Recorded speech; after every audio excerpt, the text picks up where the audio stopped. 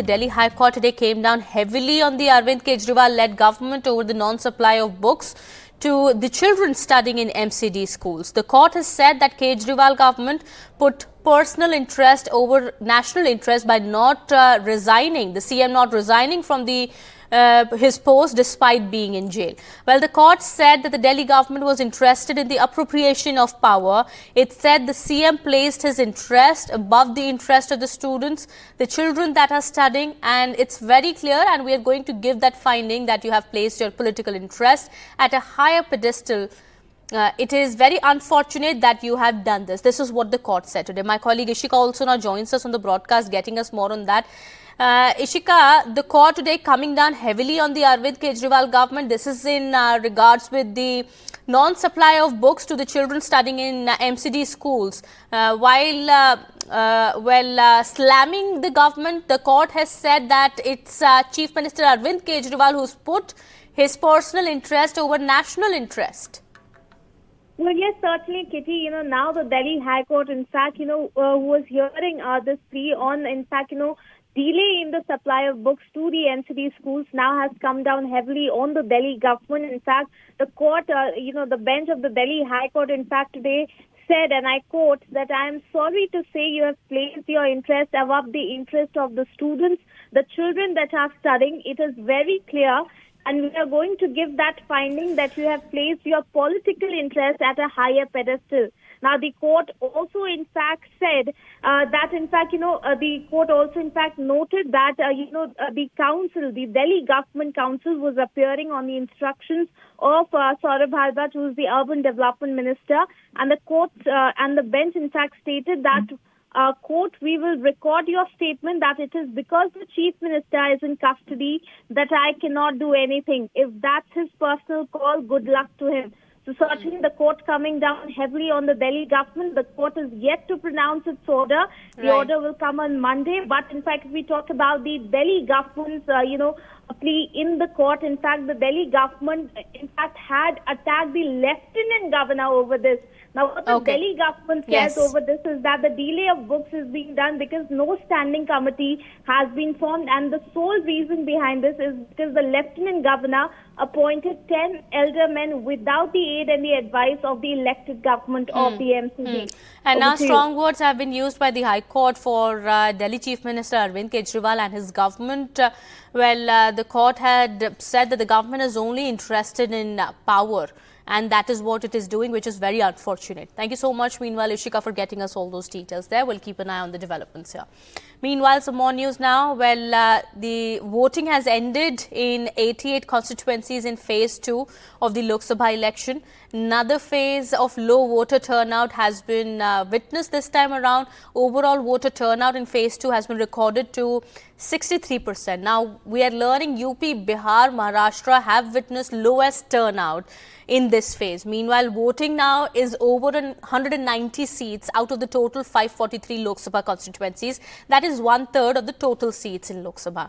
This phase has seen all 20 seats of Kerala, 14 seats in Karnataka, 13 in Rajasthan, 8 each in Maharashtra and UP go to polls, among other states. Now, what is going to be the fate of the candidates contesting in phase 2? Results will tell on June 4th.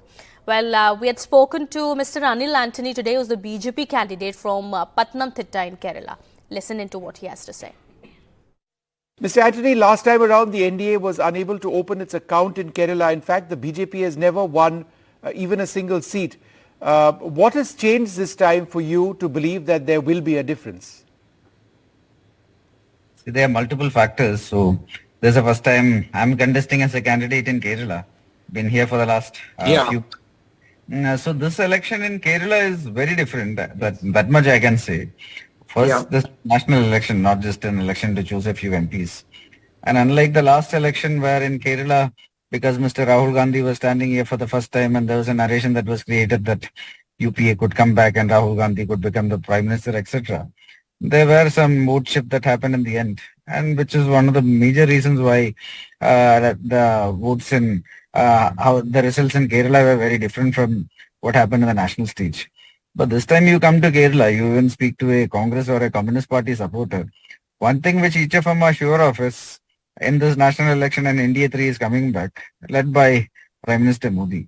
So this major factor that happened last time is not there. And then across India, that is the sentiment that NDA 3 is coming back with Narendra Modi again as the Prime Minister. And Sure. Sentiment exists everywhere in Kerala. Then you look at each individual constituency in Kerala. Like for example, my constituency Pathanamthitta. I'm standing here for the first time. But then I was having two heavyweights, I would say, with a long political Sure. innings. One was Mr. Thomas Isaac, as a 5-6 time MLA. One or twice he was a finance minister. Then there's Mr. Anthony, who has been an MP here for the last 15 years. But then again, you look at the state right now. The state is in dire financial distress. Even last month, the state reached a situation where they can't even pay salaries and pension to their employees. So from Kasaragod to Trivandrum, each of the 20 seats, there is a anti-incumbency and anger against the left government. Multiple factors. So Anil, now all that work in Kerala is done. In fact, Kerala elections are done and dusted. You are also campaigning in Manipur. I remember there's literally nothing that you can do now. Where are you headed, home or party? You're partying, I'm right? very sure Admit that I'm in a party where we have to work very hard till the elections are over. So there will be other things to do from very soon. All right, from Kerala now shifting our focus to Bengal. We've spoken to Sukanta Majumdar as well, who's the BJP chief in West Bengal and also Lok Sabha candidate in Balurghat. Listening. Thank you, Mr. Majumdar, for speaking to NDTV. So 72% polling has happened, over 72% polling. So what do you read into these numbers, sir? And this time it wasn't as easy as 2019. There was a minister who was flown in from a different constituency to fight against you. How do you see your own battle from Balurghat? No, I think the election percentage will go up a little bit when the final data will come. But even this time, not even, the political fight is never, it is easy. It is always tough. So whether it is this time in 2024 or it may be 2019, both the fight, obviously it's a good fight, and I feel that after the election today, I can assure you that I will own this seat. I will win this seat with a big margin. Right. Mr. Majumdar, how do you see the phases of the elections that are going to come up now? Because these are going to be the tougher seats for you. South Bengal has always been a challenge. Realistically, what is the target that you've set for your party in Bengal? Already, Honorable Home Minister of this country has given us a target of around 30 seats. So we have to cross that, and we are ready this time. We are much more stronger organizationally, as well as we have much more experience than the previous Lok Sabha election. So this time we can achieve, I think we will be able to achieve that target very easily. And the situation of Trinamool Congress is very bad. There are so many fractions in each and every district of the West Bengal. So I think we won't face any kind of difficulty to reach that target point. Right. Mr. Majumdar, today the West Bengal government has approached Supreme Court in the Sandesh Khali matter, saying that the CBI probe should not be allowed. How do you see this, and do you see this becoming a flashpoint between your party and the TMC in the coming days? See what happened in Sandesh Khali. You know that lots of ammunition and arms have been recovered by the CBI, and now NSG is there and they are investigating the matter. And whenever a state government is opposing that kind of investigation, so what is their motto? What they want actually? Are they in support of this country, or they are opposing this country? I couldn't understand, because this is a huge thing. So many arms and ammunition have been recovered, and those arms and ammunitions are not made in India. That means these are not local things.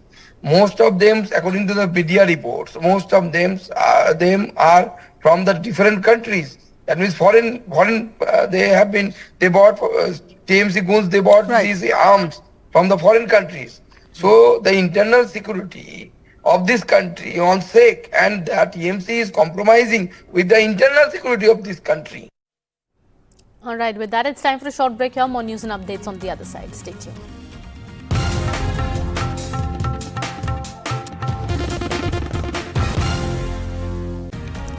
Welcome back after the break. The Ministry of Education has asked the CBSE to work out logistics for conducting board exams twice a year from 2025 to 26 academic session. This is according to sources. NDTV has received this information. Now, the plan for introducing a semester system has been ruled out, according to the information coming in. The ministry and the CBSE will hold consultations with school principals next month for conducting board exams twice a year, as per sources.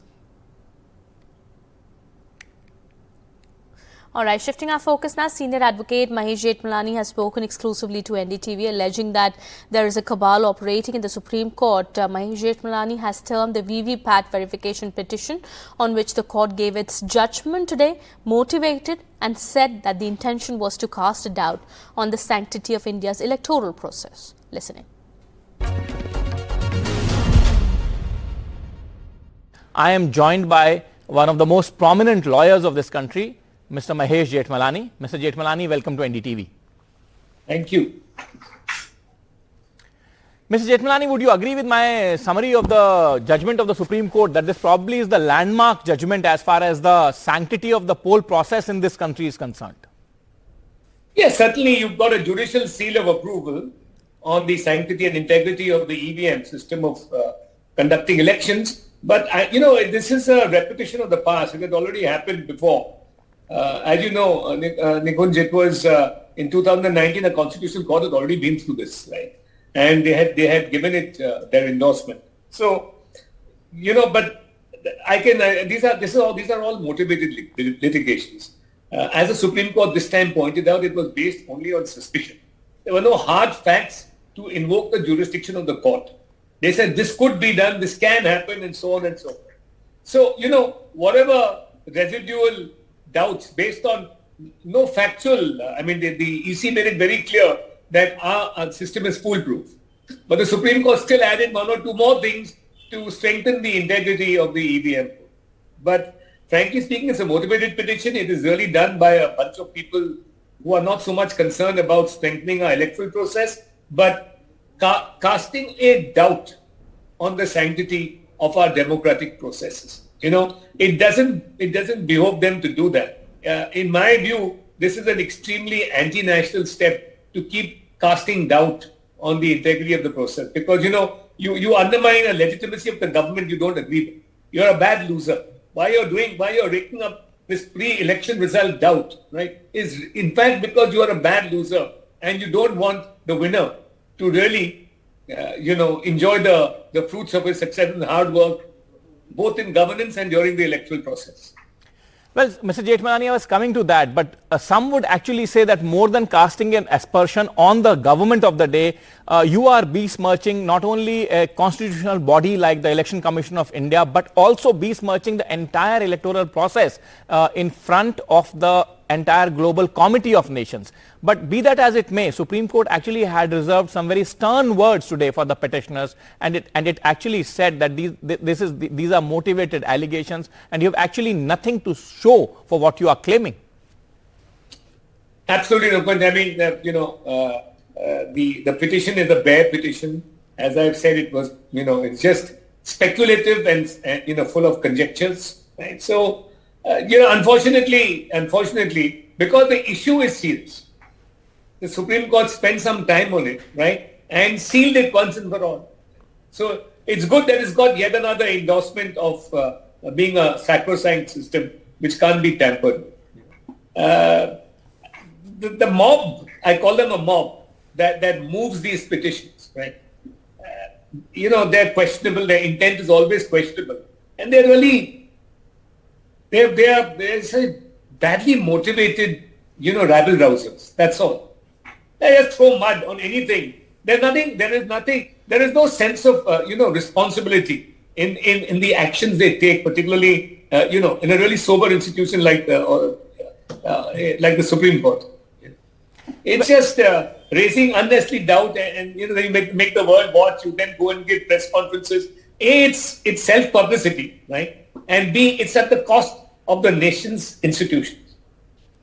Well, absolutely. That many, actually most neutral observers would agree with that, Mr. Jethmalani. But the fact remains this also, that today probably it has been overtaken by certain other people. But it all started by Mr. Subramaniam Swamy. You know, Mr. Subramaniam Swamy went after a certain loss and then cast doubt and actually wanted to return to the ballot paper. And today Supreme Court has said that, you know, look, there is absolutely no return to the ballot paper. We are introducing two more safeguards, so to say. So do you think that these safeguards are effective safeguards and now finally seal the deal, as if one were to put it like that, in the favor of EVM and electronic voting?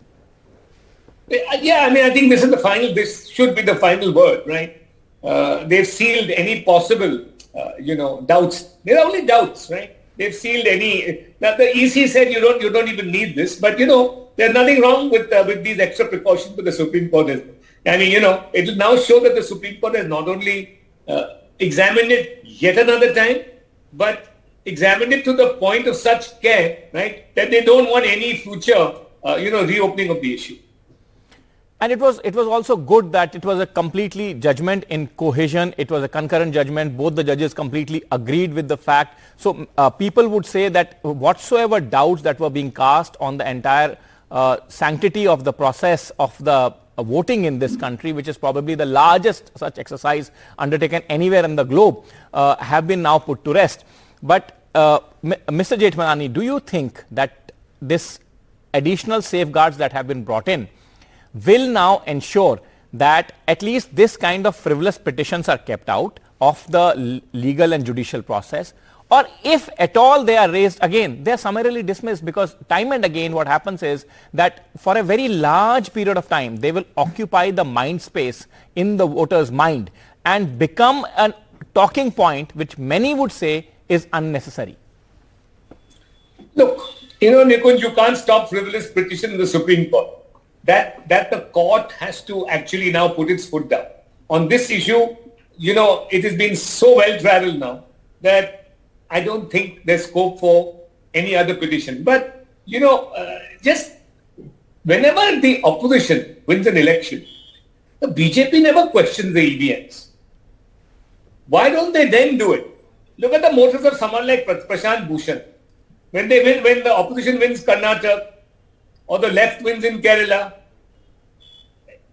or any of the non-BJP governments, you never get then the EVM the sacrosanct.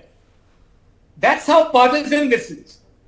This is motivated not only from the point of view of undermining BJP victories, right, and simultaneously undermining India's electoral process and hence democracy and hence the sanctity of the verdict cast at polls, right?